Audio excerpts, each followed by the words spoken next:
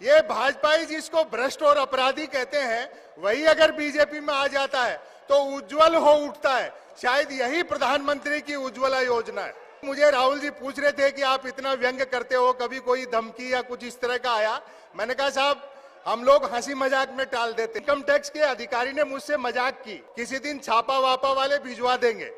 मैंने कहा साहब, एक हिंदी लेखक के घर में लाइब्रेरी में गबन के नाम पर प्रेमचंद के गबन उपन्यास के अलावा क्या मिलेगा?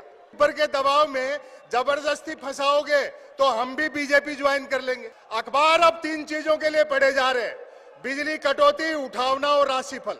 मध्य प्रदेश की जनता की एक पीड़ा व्यापम को अपने व्यंग्य के माध्यम से बताना चाहता हूं। व्यापम क्या था, आप लोग भी ध्यान से सुनो कि सटायर में बात ऐसी कही जा सकती है। आवेदन एक ने किया, परीक्षा में दूसरा बैठा, इंटरव्यू तीसरे ने फेस किया, नौकरी मिली चौथे को और करता रहा पांचवा, वेतन छठे ने उठाया और पेंशन हुई 7वें की। अब आपकी तालियां बजेंगी, जबकि 7वें की डेथ तभी हो गई थी जब पहले ने अप्लाई किया था। मीडिया को एक तो मुझे राहुल जी पूछ रहे थे कि आप इतना व्यंग्य करते हो, कभी कोई धमकी या कुछ इस तरह का आया? मैंने कहा साहब, हम लोग हंसी मजाक में टाल देते हैं। एक दिन के इनकम टैक्स के अधिकारी ने मुझसे मजाक की कि संपत सरल जी, मोदी सरकार पे इतना तीखा बोलते हो, किसी दिन छापा वापा वाले भिजवा देंगे। मैंने कहा साहब, एक हिंदी लेखक के घर में लाइब्रेरी में गबन के नाम पर प्रेमचंद के गबन उपन्यास के अलावा क्या मिलेगा? और अगली बात जो मैंने कही, तालियां उस पर उठेंगी आपकी। मैंने कहा फिर भी ऊपर के दबाव में जबरदस्ती फंसाओगे तो हम भी बीजेपी ज्वाइन कर लेंगे। ये भाजपाई जिसको भ्रष्ट और अपराधी कहते हैं, वही अगर बीजेपी में आ जाता है तो उज्जवल हो उठता है। शायद यही प्रधानमंत्री की उज्ज्वला योजना है। आप ज्यादा मीडिया का टेंशन मत लो, 2 मिनट में बात खत्म करता हूं। अखबार अब 3 चीजों के लिए पढ़े जा रहे हैं: बिजली कटौती, उठावना और राशिफल। और रोज नए निकलते हैं। एक दिन तो अखबार के दफ्तर से 2 लोग आ गए, बोलो संपत सरल जी, नया अखबार लॉन्च कर रहे हैं, आप भी ग्राहक बन जाओ। क्योंकि अखबारों का कोई पाठक तो बनता नहीं, ग्राहक ही बनते। 1 रुपए में 16 पेज। और जो मैंने जवाब दिया, मैंने कहा रुपया चाहे 1 की जगह 2 ले जाए, लेकिन 16 पेज खाली दे जाया करो। फिर मैंने रिसर्च की कि इतने अखबार बिकते कैसे हैं। तो अचानक एक दिन अखबार के दफ्तर से फोन आया, बोलो संपत सरल जी, आज आपका नाम हमारे अखबार में छपा। मैं बड़ा खुश हुआ, जी आपका अखबार कहाँ मिलता है? बोले हमारा अखबार कोई होकर नहीं बांटता है, जिस किसी का नाम छप जाता है दिन भर वही खरीद खरीद कर बांटता है।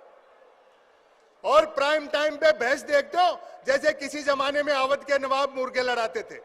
4 जन बहसी आते हैं, एक मुद्दे का समर्थक, दूसरा मुद्दे का विरोधी, तीसरा बुद्धिजीवी दोनों को हड़काने वाला और चौथा एंकर तीनों को भड़काने वाला।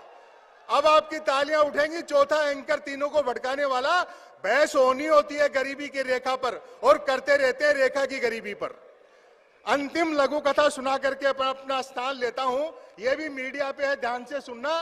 ब्रेकिंग न्यूज, मीडिया के बंधु बैठे, ब्रेकिंग न्यूज। आत्मनिर्भर नामक राज्य में डिजिटल क्रांति भले ही होने को थी, पर न्यूज क्रांति हो चुकी थी। न्यूज चैनल खबरें तलाशते नहीं, गढ़ते थे, और देते नहीं, फैलाते थे। ब्रेकिंग न्यूज की तो मारामारी रहती थी। एक दिन जो ही सम्राट, चक्रवर्ती सम्राट, कथा यहां से शुरू होती है। एक दिन जो ही सम्राट नहाकर स्नान घर से निकला, त्यों ही एक न्यूज चैनल ने ब्रेकिंग न्यूज दागी, सम्राट नहाया। दूसरे न्यूज चैनल ने खुशी जाहिर की, सम्राट आज भी नहाया। तीसरे न्यूज चैनल ने अटकलें लगाई, सम्राट क्यों नहाया। चौथे न्यूज चैनल ने नई जानकारी दी, सम्राट पहली बार नहाया। 5वें न्यूज चैनल ने आत्मनिर्भरता की पुष्टि की, सम्राट खुद नहाया। 6ठे न्यूज चैनल ने रहस्योद्घाटन किया, सम्राट पानी से नहाया। 7वें न्यूज चैनल ने ब्रेकिंग न्यूज में गर्मी भरी, सम्राट गर्म पानी से नहाया। 8वें न्यूज चैनल ने स्थिति और साफ की, सम्राट साफ पानी से नहाया। 9वें न्यूज चैनल ने गुप्त जानकारी दी, सम्राट स्नान घर में नहाया। और तालियों से विदा करना, 10वें न्यूज चैनल ने राहत भरी ब्रेकिंग न्यूज चलाई, सम्राट आज तो नहाया।